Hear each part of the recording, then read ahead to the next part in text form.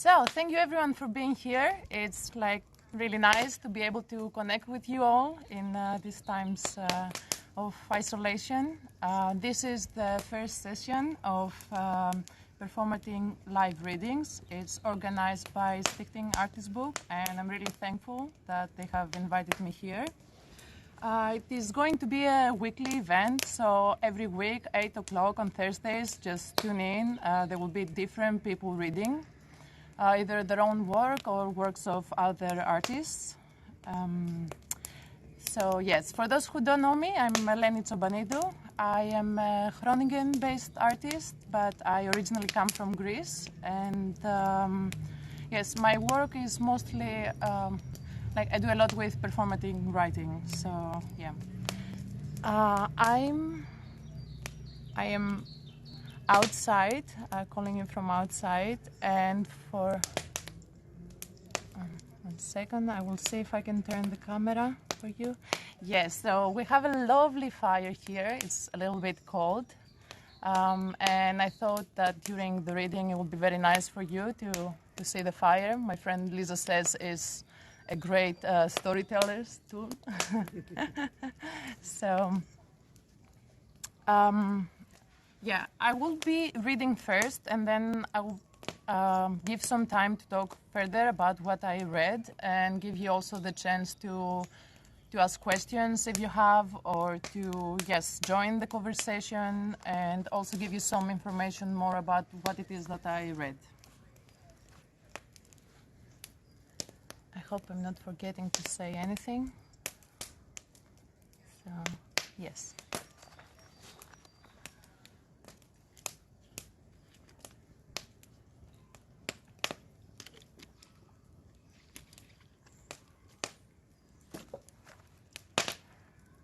I sit in front of the typewriter in an effort to write something original, something that will catch your attention and give you a profound feeling. I feel angry staring at my empty page. I know this feeling very well. I have experienced it many times before. Every thought, every word I want to put down on the paper feels like it has been thought before, like it has been written many times. My intention for today was to read to you works written during periods of social crisis. I have read perhaps hundreds of poems and writings written during different times and under different circumstances.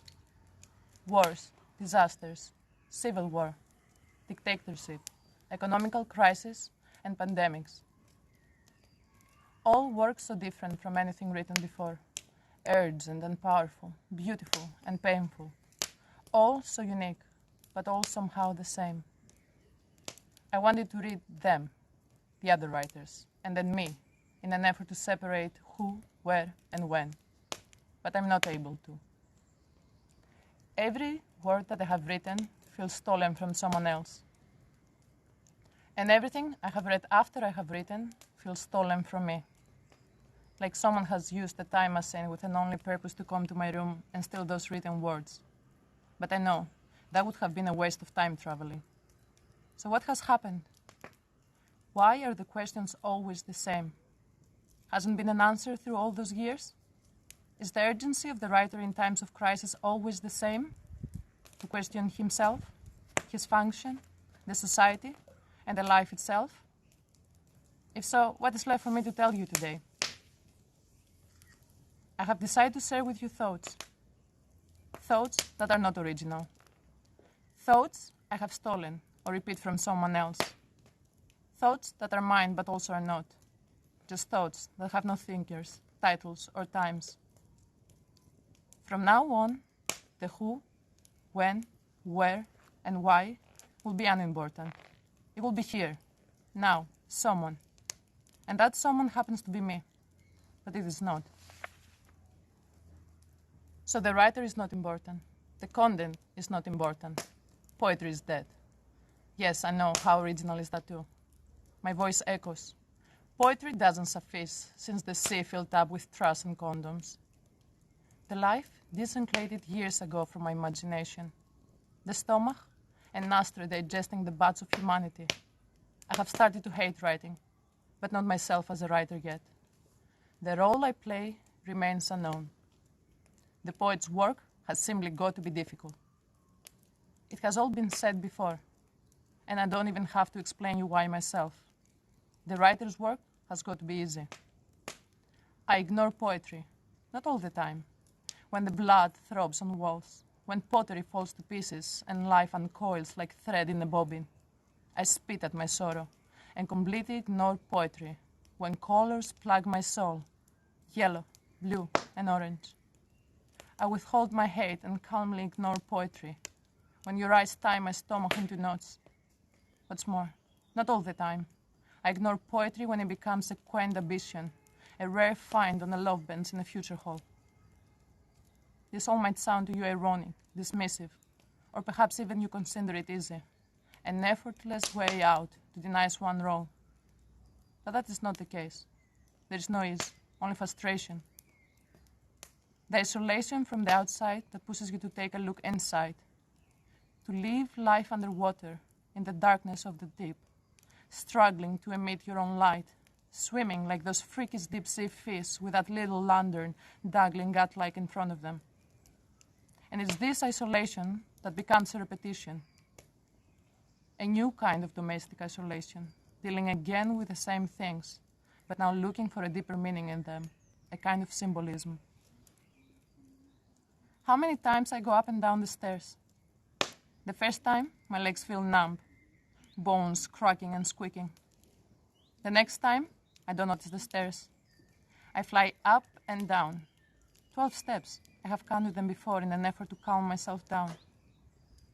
How many times I go up and down the stairs, carrying weight, my daughters, my partners, my lives. All those weight lifted, carried in my hands while I walk up and down the stairs. And I wonder, what would I do without those stairs keeping me sane, driving me crazy, getting me nowhere new or different? Just 12 steps up, 12 steps down, or perhaps 13. What would I do without those steps? Would I go only up or all the way down? How many times I will go up and down the stairs before it is the last one? Before I can lay down there on the bottom, or if I am lucky on the top? Not that it will make any difference. The floor is everywhere as cold. How many times? And just like that, the stairs become a metaphor for one's life. The familiar repetition is forced to become a stranger, because it is all I have. A tidy house is what I have left. In my pocket, in those unwearable clothes, I find wet tickets from buses that carted sweat by the ton. In the house, I'm still seeking the sweat that some passenger must have left behind. I continue with the corners of the house. I forage in them. I look under the beds, under the plates piled in a semblance of order. First the deep plates, then the shallow ones. A constant search to find something, anything that will make sense more than it did before, in a whole new profound way. So, I hallucinate in domesticity, high on the boredom of repetition. You know, I had a very dirty pile of dishes, so I went and bought the most expensive soap. The ad said that it could clean even the most persistent dirt. So I placed a drop on the sponge and began to scrub the dishes one by one. They had all kinds of dirt. Food stains dried out and fresh, germs, and some semen from an old boyfriend. They had blood and sweat and a thick layer of same. So I scrubbed them as hard as I could till the dirt was gone. But with it, the plate started to dissolve, and slowly so did my hands. The sink was full of dirt, flesh, and a bit of my soul, and it was all going down the drain. That was right, even the most persistent dirt. So I sit here without hands, and you think I am mad, but I'm not. Someone else is saying this too, standing next to me, describing everything that is happening in a soft voice. She wasn't paying attention. Maybe she didn't even notice. She simply continued cutting beyond the pierce. She was peeling her hands. Blood ran gently from the lines of fate, of life, of love, and into the sink and swirled around among the dirty dishes and the scraps of food. Her cat, uneasy, ran up to her and with sincere fellow feeling licked her wounds, while she for a split second saw herself through its glassy cat eyes a stranger, imprisoned in a filthy cage, A ceiling without sunrise, little beetles on the floor. In the sing and dark lake, she soaked her hands in. Wait, but I have no hands, neither a cat, only worms on the floor. And there was the freaky wave-like movement, as if the whole of existence rushes forward, almost emptying out whatever remains. Later, I thought this is how the time moves. But the time has now stopped moving. So I am trapped in this infinite loop. I wonder how we go forward. To feel is not enough, nor to think, nor to move, not to put your body in danger in front of an old loophole when scalding oil and molten lead furrow the walls. And yet, we should consider what we go forward, not as our pain would have it, and our hungry children and the chasm between us and the companions calling from the opposite shore, nor as the bluish light whispers in an improvised hospital. The pharmaceutics glimmer on the pillow of the youth operate at noon. But it should be in some other way. If pain is human, we're not human beings merely to suffer pain. But ironically, I do not have the answers, so all I feel now is pain. Pain and loneliness. Loneliness that does not have the sudden color of the clowny bimbo in her eyes. She does not stroll abstractly and self-content, shaking her hips in concert halls and in frozen museums. She is not yellow cadress of good old times and naphthalene in granny's chest, rosy ribbons and straw hats. She does not open her legs with fake small laughters, a cow's gaze, rhythmic signs, and assorted underwear. She is a different kind of loneliness. She is dangerous. When God is bringing down the world with hail, she comes out on the street without socks and whistles at men. She throws stones at the police cars and lies like a squirrel on trees, lighting her cigarette with thunders. The last time she was spotted at the same date and year in 3 different places, based on valid information, the blow-up bridge in Manhattan, the delivery of weapons to anarcho-communist movements, as well as the exportation of top-secret state information, are to be attributed to the same person. She is believed to be wearing a red or black military woolly jumper, childish pearl ribbons in her hair with her hands in the pocket of a borrowed jacket. Place of birth, unknown. Sex, unknown. Vocation, unknown. Religion, atheist. Eye color, unknown. Name, Sophia, Vicky, Maria, Olya, Nikki, Anna, Effie, Argyro. Darius, to all patrol cars. Attention, she is armed. Dangerous, armed, dangerous. Loneliness. Our loneliness, I say. It is our loneliness I'm speaking about. A fragmented type of loneliness that takes different forms, and it is scattered in pieces everywhere. It reminds me of myself. I'm also broken into pieces. Fragments of a personality living together in the same body, or sometimes forgotten, here and there. The other day, I decided to clean the messy drawer. I think you know the one. Wondering what I might find inside. Sentimental things and garbage, all kept in one place, all forgotten with the same ease. I first find an old package of tampons lying next to an unwanted wedding ring. I keep the tampons, there's something that I need. I find relics of past friendships buried under a leaflet that promises a fast and easy life. I think I have to throw away both. None of them feels like it is mine. Under that, there's a small religious image, gift from a man who prayed I was a virgin, and next to it, a bottle of perfume, gift from a man who prayed I was a whore. Both kept in faith of good humor and as a proof of 3 powerless men. And there, on the bottom of the drawer, I find my old self. I am surprised. I thought I have been carrying her in my back deep pocket. When did I leave her here? She looks friendly and has a shiny skin. It leaves me wondering with jealousy what it would feel like to be her again. But the jealousy turns fast into fear. Her naive look makes me scared. How could I possibly want to be again her? Here comes the feeling of disgust. I quickly close the drawer. I will have to deal with this mess another day. And just like that, I become aware that I'm never whole. Perhaps neither are you, but I still insist on speaking to you in the singular, although every one of your existence has its moments. I wonder, how can you gather together the 1,000 fragments of each person?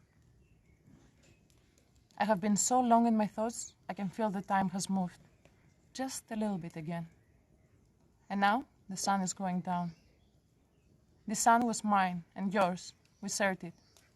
Who's suffering behind the golden silk? Who is dying? A woman beating her breast, crying out, "Cowards! They have taken my children and tore them to shreds. You have killed them!" Gazing at the fire, flies, at us with a strange look. And it was then I found out about those things behind the gold and the silk. But I couldn't take it. I didn't want to hear the woman howling, "Cowards," like a dog in the night, so I turned away. I turned back to the golden hand of childhood and back on the white path of youth. I turned to see the wonder palace built for me, but an earthquake brought the wonder palace low, and now amidst the ruins and ashes, I'm left alone, and pulse is striking. Snakes and lizards, pains and hatred dwell now here, in a constant loathful brotherhood with me. An earthquake brought the wonder palace low, and now, within this place, I breathe a dead man's soul. How does a man die? Strange. No one thought about it. And for those who thought about it, it was like a recollection from old chronicles, from the time of crusades, or the Battle of Salamis. Yet, death is something that happens. How does a man die? Yet each of us earns his death, his own death, which belongs to no one else, and this game is life. But where do all those dead people go? Where do dead people go, Dad? His eyes watch me, beautiful eyes. Sometimes I want to write about them, to ask why they still don't let me smoke. Why will you still not let me smoke? This morning I went down the avenue, corpses heaped high in hills. We put them on a truck one by one, a big truck with big wheels. They are preparing, it seems, for a big journey. But where do all those dead people go? Where do dead people go when they die, Dad? I have to stop. I know this pattern of thoughts. It is dangerous. It comes in the nights and hijacks my brain. I have to get out of it. How do I kill time at night? I kill time against the furniture with a thermometer under my arm. I sail from one room to another, cook up in my coffee pot, the stirring of the curtain. The door locks itself now. Why do you come? Why do you still come and waste the stars on me? I'm tired. The time has stopped, but moments fly, and days, and years, and ages. The dead man's soul is in this little house, my house, and I use all my energy to keep him away for the sake of sanity. I have to sleep. Maybe tomorrow time will start moving normally again. So I lay in bed and I think. There is a lullaby my mother used to sing to me when I was a child. It said, "Sleep sweet, my little angel, so when you wake up, you can be as strong and smart as a man." But I didn't wake up. I kept sleeping for years and years. I am still asleep. So I never became a strong and smart man. Now I sing the same lullaby to my daughter, but I have changed the words. Sleep sweet, my little angel, and do not wake up. This world was made by a strong, smart man. Sleep sweet, my little angel, but keep in mind, when his world would be failing, dreams will be all that we have. Sleep sweet, my little angel, and only wake up in the time of death of the strong, smart man. Sleep sweet, my little dreamer, and never give up. The day he will be gone, he will be the one who wakes us all up. And just like that, in the thoughts of the lullaby, I fall also asleep. And I dream. It is a dream that I can. I love you. And you do not stop me. Nor am I dreaming. I live.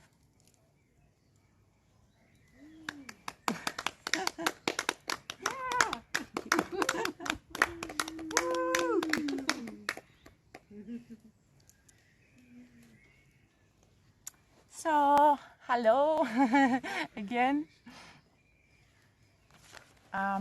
Yeah, hope you're still here. I hope you enjoyed it. So, what was that text I just read to you? Yeah, I have been reading a lot about writers in times of crisis, and originally I wanted to read all the texts separately, but the more I read them, the more I saw that there was a need for a dialogue between this text, removing all the writers and the time and the reasons behind it was written. So that's what I did. I used 13 different writers, and including some writings of my own. And yeah, I created what you just heard. I will be giving a list with all the writers. It's going to be in the story of Stichting Artist Book, so you can find the names of the poems and the names of the writers themselves. Here it is, so I'm going to post it later in the story. I don't know if anyone has a story, or a question, a question, or wants to talk about something. Or I have also a little small audience here joining me.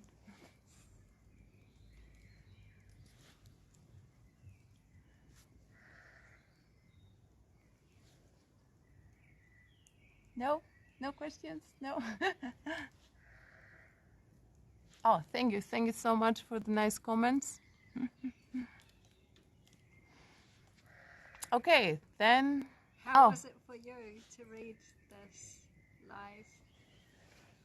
Yeah, it was quite a nice experience, actually, because I wrote this indeed in these weeks of isolation, and also the writings of me that are included in the text were all written in times of isolation, and it's very contradicting to share these thoughts of that are created in such a personal, intense moment with what is an audience, which is again a bit different because normally you have this contact and feedback with the audience, but now there is this distance. So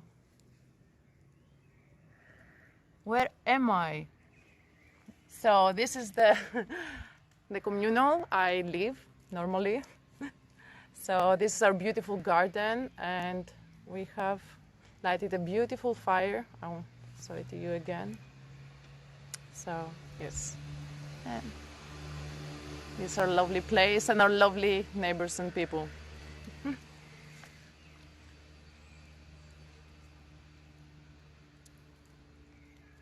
So, if there are no more questions or remarks or any... Oh, how does it feel for you to read this text from others who live in different time and different circumstances? Yes. Well, when I first read it, I mean, I could see the similarities, but then there was also this difficulty of having to put my text next to them because it was too similar. So I really struggled with that in the beginning of how do I relate? Is it like me just following the thoughts of other people, or is it just something we all experience? So I think that's how it also all starting to come together, like in an effort to find how do I relate in these writings. And I think that I even might have paraphrased some, maybe the writer himself had a totally different idea of what his poem means.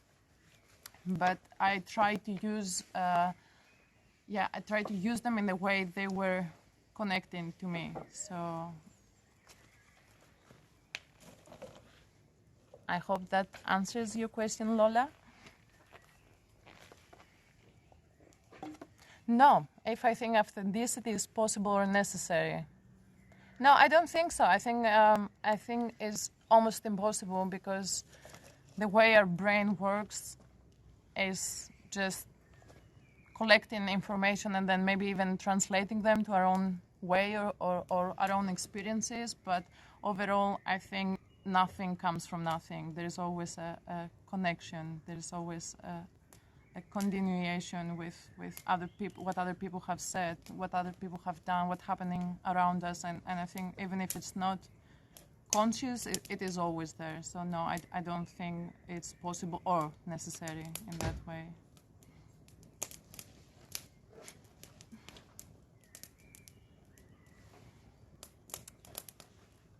Waiting. Hello.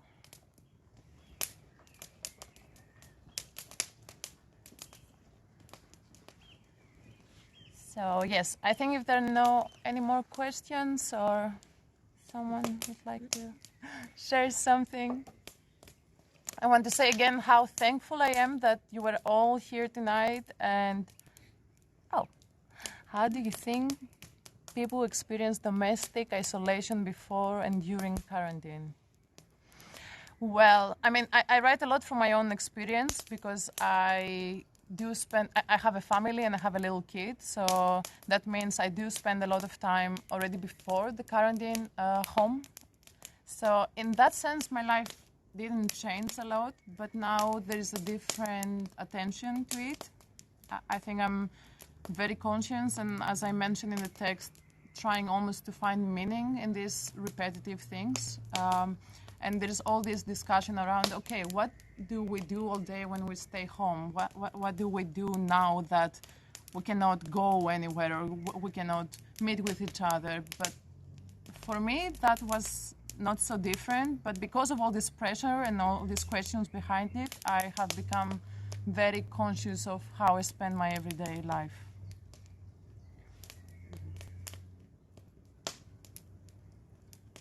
Do you think this crisis is inspiring to write since you can experience the sense of panic in the world? Can you read the question again? Oh, yes, sorry. Do you think the crisis is inspiring to write since you can experience the sense of panic in the world? Well, I think depends the crisis also. I mean, in this case, and because of the isolation and the time you spend with yourself, I reflect a lot, and then this maybe my own panic becomes a kind of like source of inspiration. But yeah, I guess also the panic of the people around me and how people act, and this tension is always different, and it's a different urgency to write from it, I guess. But yeah, I'm not happy we're in this situation all over just so I can write. That would be cruel.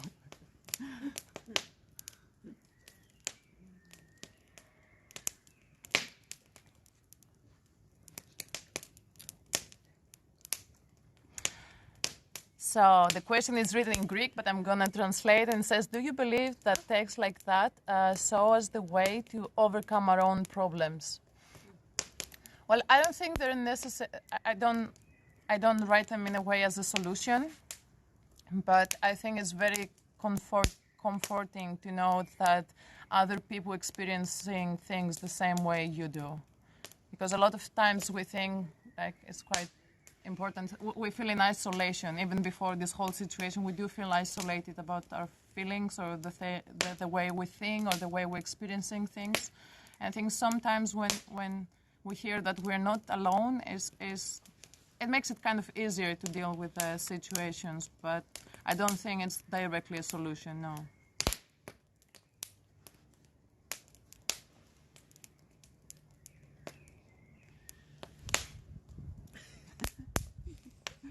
I'm just looking at my live audience if it has some questions too.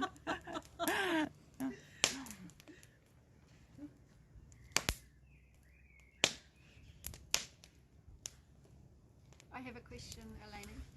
Do you think that without this crisis that we're in, or without this time of quarantine, would you have dared to share this much?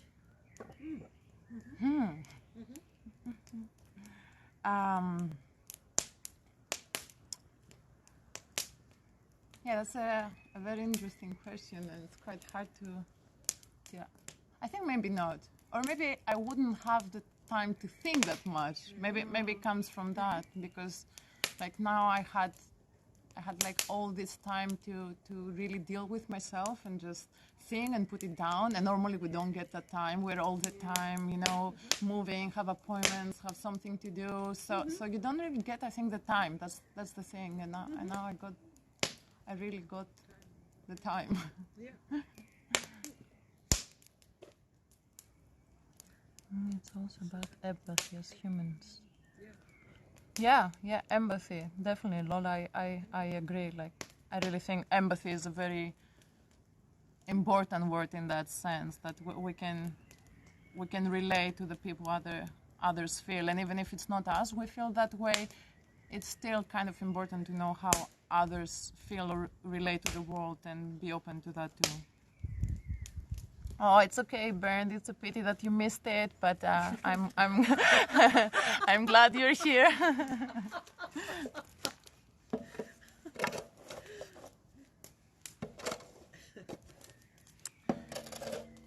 So, I want to say thank you very much, everyone. Thank you also, Lola and Stichting Artist Book, everyone for inviting me here and giving me that opportunity to share everything. Oh, I have another question. So I'm going to reply that. Do you experience time in a different way? Do you think that the lack of entertainment creates more appreciation for the arts? Do you experience time in a different way now? Yes, I do. I even feel kind of lost in time some days, but I think it's also not important. Time at that moment. I don't think it's so important because I do not have such a structure day at the moment. Not that I did so much before, but that's a different story. But yeah, I think I do experience time very differently. Do you think that the lack of entertainment creates more appreciation for the arts? Do you think arts is entertainment?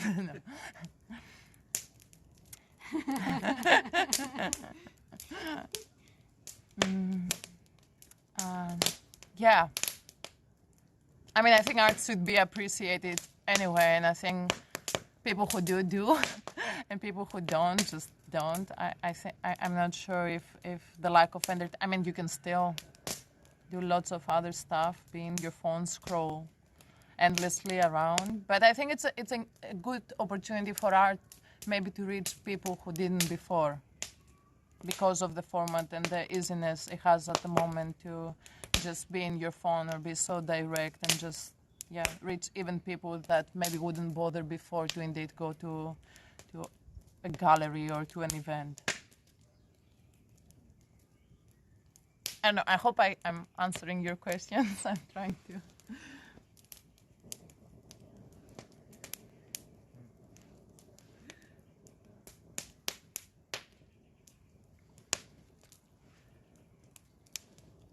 So Lola says, regarding Sven's question, I think it's again about the time. Our perception of time changes, therefore there is more space for other things such as art.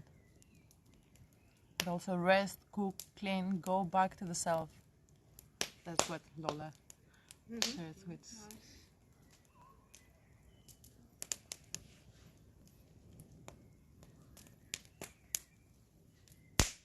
So now I want to again thank, but I think it's tricky. I will wait a couple more minutes to see if someone wants to add something last or... And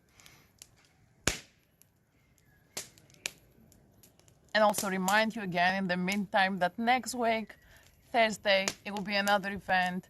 Again, 8 o'clock from other artists and many weeks after that, I hope. It's a great initiative from people, and yeah, I'm really happy I could initiate it today, and I hope you enjoy it and then you will come back again. So, here I see my mom is proud of me. It's all over the internet. Hi, Eleni's mum. That's nice. And I see, how do you feel this huge distancing? Of course, you do not live alone, but what advice do you have for those ones who really are doomed? Oh my God, I hope nobody is doomed, really. Yes, I mean, I think we need to find new ways to connect, even for people who are having hard time. Like, I'm lucky to live in a community here, and I see people, of course, always with proper distancing from each other. But still, I'm not alone, and of course, I have my family. But I think for those who are like, I think we need to find new ways to communicate for the moment, and hope that everything. Gonna get better. My texts are not uploaded yet, but I will be uploading them very soon because they are super new texts, so I didn't have the chance. You're having a first look at them, so yes, thank you very much everyone for being here. Enjoy the rest of your evening, and yeah, take care of yourselves. Yeah, bye. Bye. No. Okay.